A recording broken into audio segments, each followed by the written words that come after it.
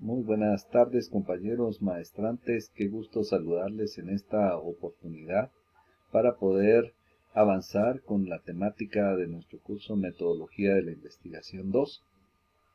El día de hoy vamos a tomar en cuenta los aspectos sobre el diseño no experimental. En este sentido, muchos de nuestros trabajos de investigación son de características no experimentales. Realmente cuando hablamos de un experimento en ciencias económicas, como son nuestras maestrías, es difícil poderlos aplicar. No es que no se pueda aplicar, pero los experimentales llevan otro proceso un poquito más grande. En este caso, cuando hablamos de los experimentales, estamos hablando nosotros de los fenómenos que se investigan para poder manipular intencionalmente una variable y poder determinar las causas y efectos de algún tipo de cambio de esa variable que pudiéramos tener. Por ejemplo, eso está sucediendo ahora con el COVID-19, que no tenemos una vacuna específica para poder contrarrestar este problema que actualmente tenemos a nivel mundial. Y lo que están haciendo es probar con ciertas vacunas en personas para poder contrarrestar esta enfermedad. A eso les llamamos entonces los diseños experimentales. En este caso vamos a hablar el día de hoy de los diseños no experimentales.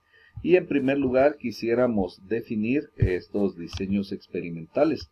Son estudios que se realizan sin la manipulación deliberada de variables y en los que solo se observan los fenómenos en un ambiente natural para después analizarlos. Por eso hacíamos la comparación que está pasando con el COVID-19. Están haciendo experimentos para poder establecer qué sucede después de esa experimentación. En este caso, los diseños no experimentales solo analizan las variables en su entorno natural y se analizan los resultados en ese entorno natural. Por lo tanto, no hay manipulación intencional o deliberada de las variables de investigación. Vamos a poder observar entonces los tipos de diseños no experimentales que podemos nosotros encontrar. En primer lugar, se dividen en dos grandes grupos y en este caso tenemos los transversales. Estos diseños transversales, su connotación es que solo es una medición en el tiempo. Quiere decir que nosotros solo pasamos en una oportunidad la boleta, en una oportunidad solo hacemos la observación o en una sola oportunidad hacemos la entrevista adecuada. Ya teniendo esa información procedemos entonces a realizar las gráficas, hacer el análisis y la discusión. Entonces son diseños no experimentales, transversales, solo una medición. Luego tenemos el otro grupo de los no experimentales que van a ser los tipos de diseño longitudinales. Y como aparece aquí en el dibujo que podemos observar en el esquema, ya no solo es una medición como lo veíamos acá, sino que son varias mediciones. Por lo tanto, los longitudinales pasamos una primera boleta, el siguiente mes otra boleta, el tercer mes otra boleta y el cuarto mes otra boleta. Quiere decir entonces que tenemos una comparación de los diferentes tipos de toma de información para poder explicar los fenómenos que tenemos.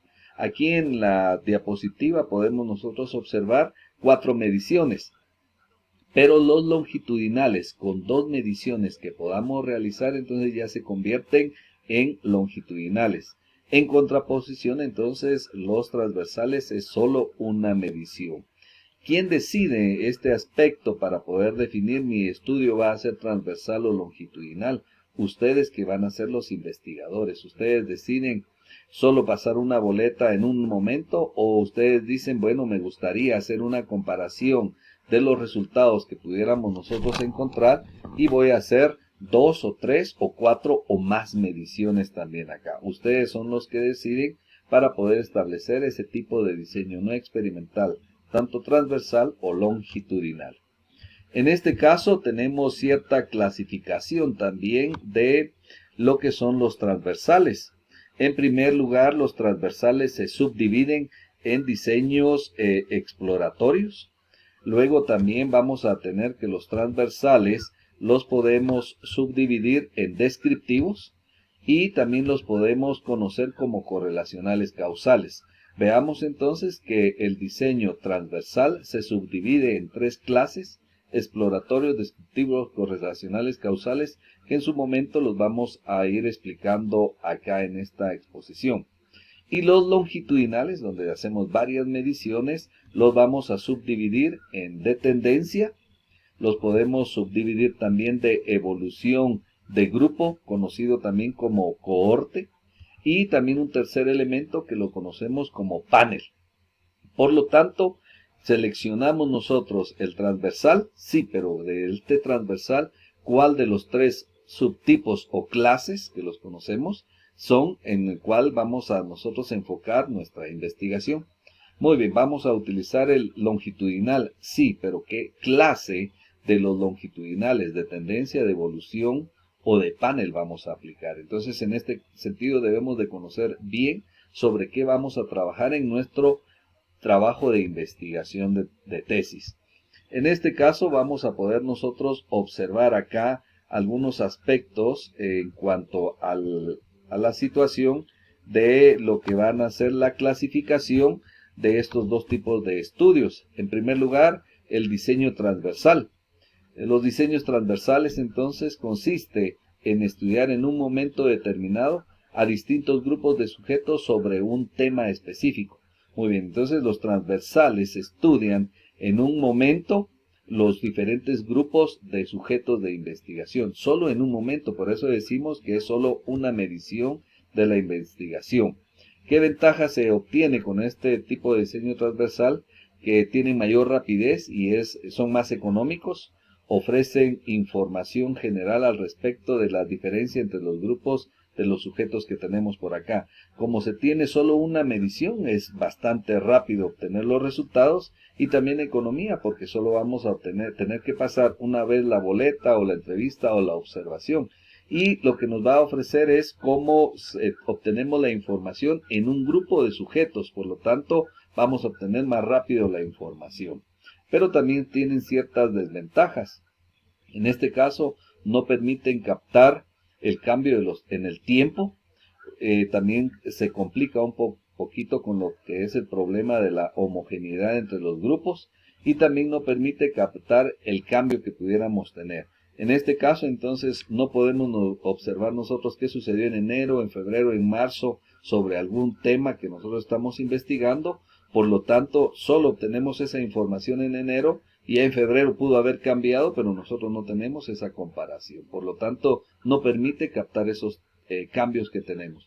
Y también el problema de la homogeneidad, que realmente cuando nosotros investigamos al grupo de personas, como no los estamos midiendo en diferentes tipos de meses, no podemos decir qué pasó en cada uno de los grupos que tenemos por acá. Esas van a ser las características entonces de este tipo de diseño en el cual nosotros podemos trabajar en nuestra investigación específicamente.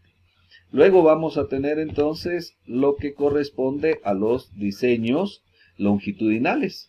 En este caso consiste en observar a un mismo grupo de sujetos a lo largo del periodo de tiempo. Veamos acá que entonces va a ser un mismo grupo de sujetos. En este sentido, aquí podríamos utilizar una empresa o dos empresas y poderla medir enero, febrero, marzo, según la cantidad de mediciones que ustedes quieran realizar.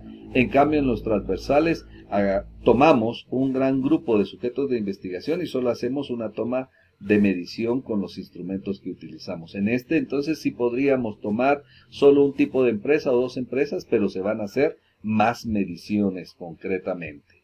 Luego también podemos observar las ventajas que tiene este tipo de diseño longitudinal. Permite captar la diferencia en el tiempo. Aquí esa es la ventaja. Conocemos qué sucedió en enero, en febrero y en marzo sobre ese mismo tema que estamos investigando. Y otra de las ventajas es que no existe problema de la homogeneidad entre los grupos o sujetos de investigación. ¿Por qué? Porque podemos utilizar un mismo grupo y el cual lo conocemos nosotros para las diferentes mediciones. Pero también tienen sus desventajas. En este caso, principalmente las desventajas es el alto costo, porque tenemos que pasar información en enero, en febrero y en marzo, y entonces necesitamos ampliar los datos que tenemos por acá. Entonces una de las desventajas son los costos y también el tiempo para presentar la información. Recordemos que si vamos a pasar 3 boletas, vamos a necesitar la boleta de enero, de febrero y pasarla de marzo. Hasta que ya tengamos las 3 boletas, podemos presentar las gráficas de los resultados que nosotros obtuvimos de esta información el diseño longitudinal que estamos hablando acá. En este sentido, también queremos explicar entonces ese tipo de diseño transversal de esta manera.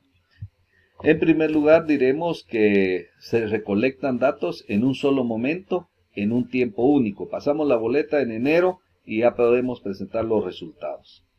¿Qué sucede? Que su propósito es describir variables y analizar su incidencia e interrelación en un momento dado. Nuevamente, solo un momento estamos tomando la información. Como comparación, podemos decir que es como tomar una fotografía de un evento específico. Tomamos esa captura de la información y presentamos los datos que nosotros obtuvimos de la boleta, la entrevista o la observación. Es como tomar una fotografía.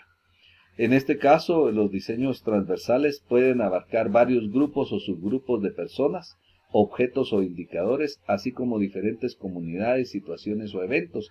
En este caso, como decimos que solo una medición, podemos tomar un grupo de empresas y a todas esas empresas preguntarle a las personas o sujetos de investigación y ya presentamos de forma general los resultados que nosotros podemos presentar de nuestro tipo de estudio de investigación. En este caso vamos a ver brevemente el estudio exploratorio. Se recuerdan que se subdividen los transversales en 3 subgrupos. Entonces el exploratorio se realiza cuando el objetivo es examinar un tema o problema de investigación poco estudiado, del cual se tienen muchas dudas o no se ha abordado antes. En este caso, ¿cómo diferenciamos este estudio exploratorio? Quiere decir que cuando nosotros estamos haciendo investigación de libros, no encontramos libros, investigamos sobre otros trabajos de tesis que se hayan abarcado y no tenemos esa información. Ese es un estudio exploratorio. El COVID-19 ahorita está haciendo un estudio exploratorio porque no sabían cuál era la causa, el murciélago que se hizo en laboratorio según Trump. Podríamos decir también cuáles son, cómo se contagia. Entonces se ha estado haciendo un estudio exploratorio sobre este aspecto. ¿Por qué? Porque no teníamos más información hasta ahora que apareció este tipo de fenómeno de salud y de contagio que tenemos por acá. El exploratorio sirve para familiarizarnos con fenómenos relativamente desconocidos, obteniendo información sobre la posibilidad de llevar a cabo una investigación más completa respecto a un contexto particular, investigar nuevos problemas, etc. Ponemos el ejemplo del COVID entonces 19. Es un estudio exploratorio. Todos los datos que están generando los médicos y los científicos son nuevos, son novedosos y son particulares para conocer esta epidemia que nos está abarcando acá. ¿Cuáles son los ejemplos que podríamos tener sobre estos tipos de estudios exploratorios a nivel mundial? En este caso, podríamos hablar nosotros entonces de que ha habido estudios exploratorios cuando apareció el VIH, conocido como el SIDA, fue un estudio exploratorio. Experimentos iniciales de los factores de motivación, cuando empezaron a ver cómo se motivaban a las personas, entonces este fue un estudio exploratorio. Investigaciones sobre algún fenómeno social que pudiéramos nosotros tener en algún país y no se conocía, pues también es exploratorio. O los estudios sobre algún evento psicológico desconocido, por ejemplo, cuando empezó a aparecer lo que era el bullying. Entonces esto en un primer lugar fue un estudio exploratorio. Por lo tanto, siempre vamos a encontrar nosotros diferentes tipos de estudio. Si el tema de ustedes no tiene libros y no tiene mayor información, va a ser un tipo de estudio exploratorio. Si sí tiene información, deja de ser exploratorio. Por lo tanto, explorar algo poco investigado o desconocido es lo que va a caracterizar este tipo de estudios exploratorios. Ahora veamos los estudios descriptivos. Buscan especificar propiedades, las características y los perfiles de personas, grupos o comunidades, procesos, objetos o cualquier fenómeno que se esté dando y que se someta en un análisis. En este caso, son características las que estamos utilizando sobre estos estudios que les llamamos nosotros descriptivos. En este caso, los estudios descriptivos entonces nos van a dar otra particularidad. Pretenden medir o corregir información de manera independiente o conjunta sobre los conceptos o las variables a las que se refiere. Son estudios que determinan cifras o valores de las variables de estudio cuando establecen hipótesis. Estos estudios también utilizan entonces hipótesis descriptivas. Acá lo que hacemos con los estudios descriptivos es exponer qué es lo que sucede en cada uno de estos eventos que nosotros estamos teniendo por acá y se maneja de forma general. Principalmente esos estudios descriptivos utilizan solo una variable de investigación. Por ejemplo, entonces analizan cómo está la desnutrición, aparecen los porcentajes, utilizan otra investigación, por ejemplo, cómo está la pobreza, establecen la pobreza, cómo están los índices económicos de nuestro país y establecen esos datos. Principalmente son porcentajes y datos bastante generales de una población en general y describen cómo se presentan actualmente en un fenómeno y una característica especial en donde se esté realizando la investigación. En este sentido, ¿qué ejemplos tenemos como estudios descriptivos? Por ejemplo, las encuestas sobre las tendencias electorales. ¿Se han dado cuenta ustedes de que siempre hacen estudios cómo van los presidenciables, los alcaldes, los diputados? Solo nos dan datos y porcentajes. Estudios de ubicación y conteo de personas, en este caso entonces asisten con psicoterapia a alguna comunidad específica y a qué clase de psicoterapia acuden las personas y qué características tienen estas personas o qué características tienen las empresas, propiedades materiales y números de pacientes atendidos. En este caso lo que estamos viendo entonces son datos generales sobre un estudio que nosotros pudiéramos estar haciendo o características, por ejemplo, los aspectos descriptivos que nosotros estamos pudiendo tener de cómo está el contagio de esta enfermedad, cuántos se han recuperado o otras características. En este caso, entonces, esto es lo que utilizamos. Se utiliza mucho estos estudios cuando aplicamos los censos, que nos establece cuánta población existe, de qué edades es el parámetro más alto, qué nivel de educación tienen estas personas, qué nivel de estrato económico puedan tener. Entonces, a esto les llamamos estudios descriptivos. Cabe resaltar que a nivel de maestría no se utilizan mucho los estudios descriptivos porque son bastante sencillos y solo nos proporcionan una serie de datos o porcentajes y no hay demasiado análisis. Por lo tanto, en maestría muchas veces cuando presentamos que nos aprueben un tema con una sola variable de investigación, casi que no lo aprueban porque son estudios bastante rápidos, muy sencillos, y los que quiere la universidad a nivel de maestría es que se tenga mayor análisis y discusión de los resultados que nosotros podemos presentar. En este caso, entonces, vamos a observar también lo que corresponde a los estudios correlacionales causales. Estos son los estudios que nosotros hacemos acá a nivel de maestrías.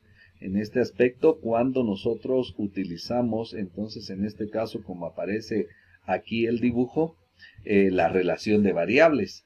¿Qué incidencia tiene la variable que podemos observar acá con esta otra variable? Y si insertamos una tercera variable, ¿qué aspectos podríamos encontrar sobre ese análisis que estamos teniendo sobre varias variables? En este caso, a eso le llamamos correlacionales causales.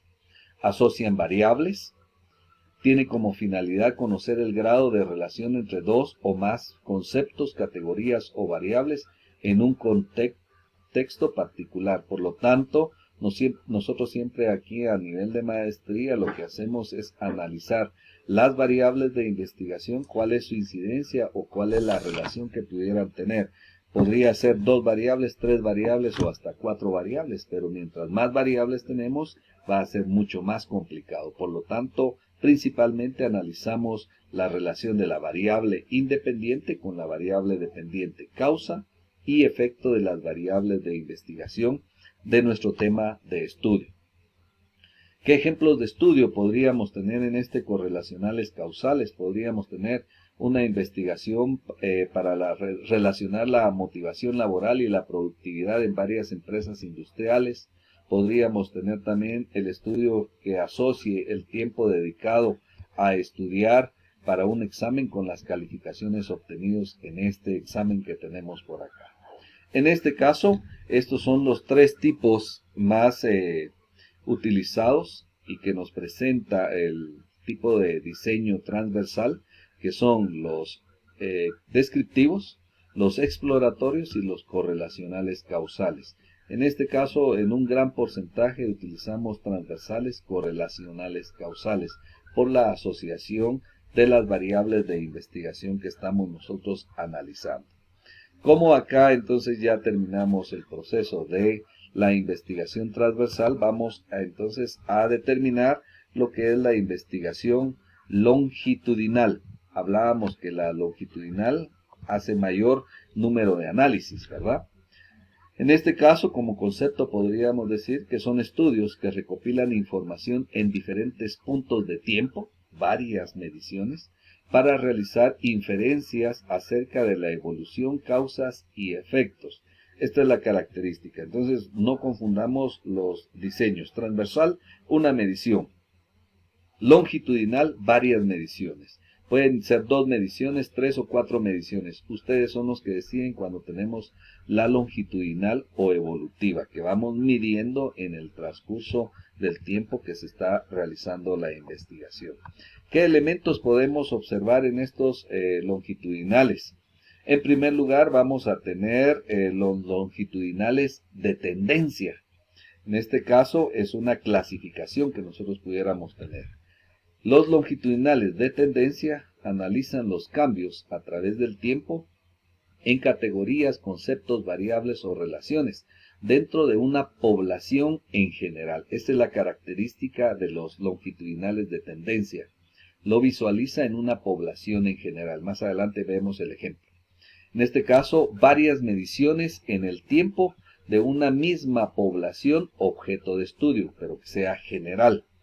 Las particularidades, los participantes pueden ser distintos, pero la misma población. Quiere decir de que podemos ir cambiando los participantes, pero siempre la misma población objeto de estudio.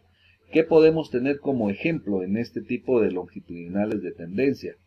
Una investigación para analizar los niveles de estrés del personal de una empresa específica. Se mide el nivel de estrés en varios meses del año. Veamos entonces que la población va a ser en general y que podemos entonces, como nos dice por acá, que pueden ser la misma población objeto de estudio, pero los participantes pueden ser distintos. Pero si estamos trabajando nosotros en una sola empresa y en esa sola empresa hay 40, 50 personas, analizamos 2 veces esa medición o 3 veces esa medición según lo que ustedes quisieran analizar. Entonces esta es longitudinal de tendencia. ¿Cómo podríamos observar ese esquema en lo que tenemos sobre lo que es el estudio de tendencia longitudinal? Veamos acá que va a ser la recolección de datos en una misma población, el primer tiempo, podría ser el mes de enero. Recolección de datos de una población, seguimos utilizando la misma población. En un tiempo número 2, podría ser en febrero, medir la información. Y en un tercer momento, un tercer tiempo que tenemos acá, recolección de los datos en la misma población que tenemos. Las muestras pueden ser distintas, pero la misma población que tenemos por acá. Quiere decir que en la empresa que nosotros podemos tener, podemos ubicar a las mismas personas o sacar una muestra de esas personas e investigar cómo ha sido la evolución en enero, febrero y marzo sobre el tema que nosotros estamos investigando. Entonces ese es el diseño longitudinal de tendencia. Vamos a observar también otro tipo de diseño que le llamamos longitudinal de evolución de grupos o de cohorte. En este caso se examinan los cambios a través nuevamente del tiempo en subpoblaciones o grupos específicos. Vean que el anterior de tendencia era en un grupo general. Ahora ya podemos utilizar en el de evolución de grupo o cohorte subpoblaciones o grupos específicos.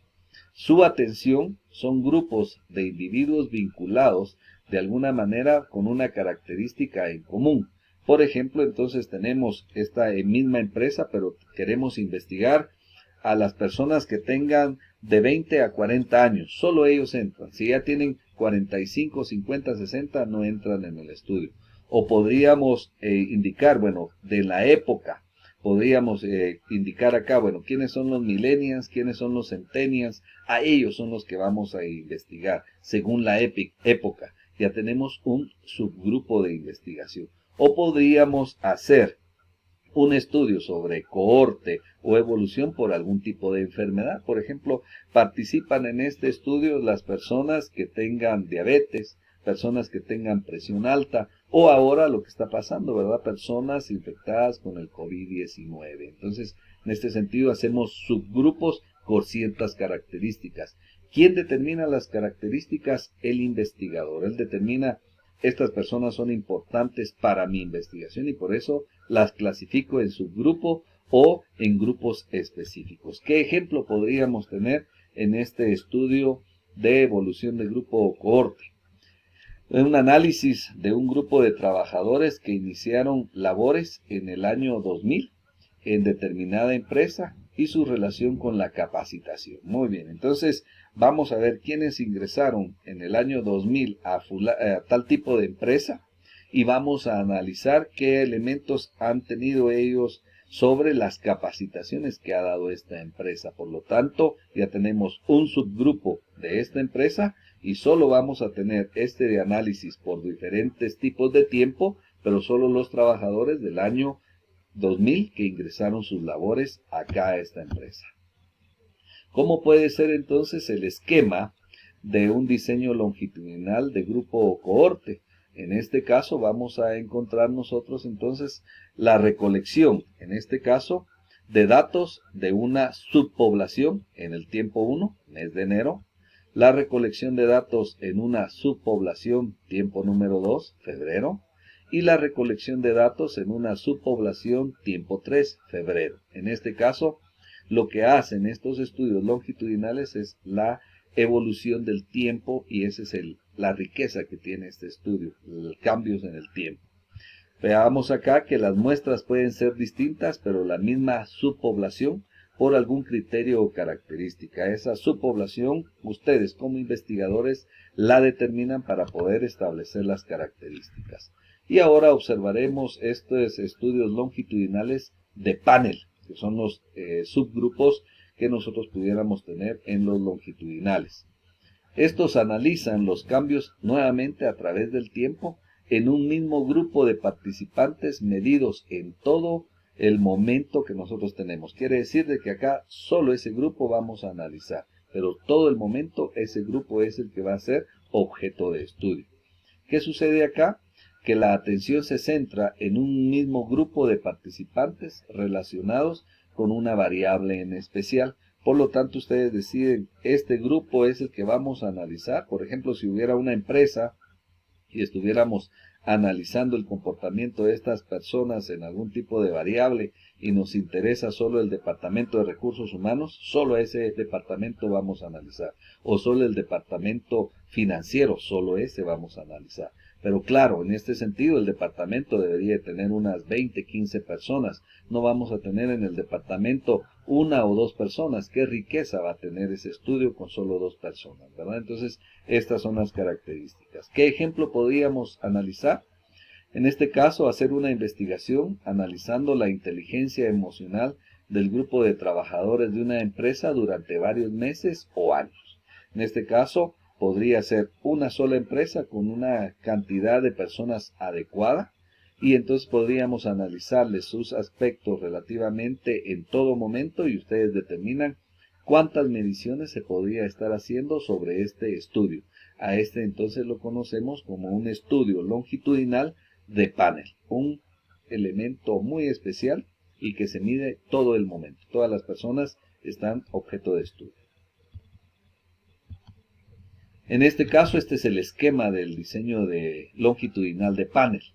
En este caso tenemos una empresa y en esa empresa vamos a investigar, solo por poner un ejemplo, a María Flores, a José López, Luis Morán, Kevin Clark y Lucía Pérez. Hacemos la medición en enero. En febrero volvemos a hacer la medición, miden a las mismas personas, María Flores, José López, Luis Morales, Kevin Clark y Lucía Pérez. Siguen siendo las mismas personas.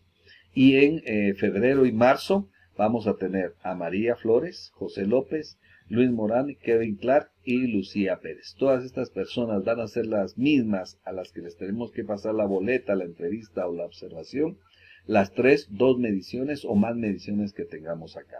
Observemos entonces la característica. Los participantes son los mismos en todo el tiempo que utilizamos para la investigación.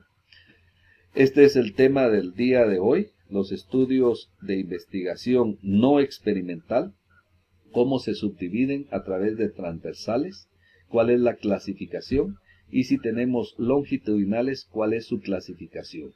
Cada uno de ustedes entonces tiene la libertad de elegir, ¿son transversales?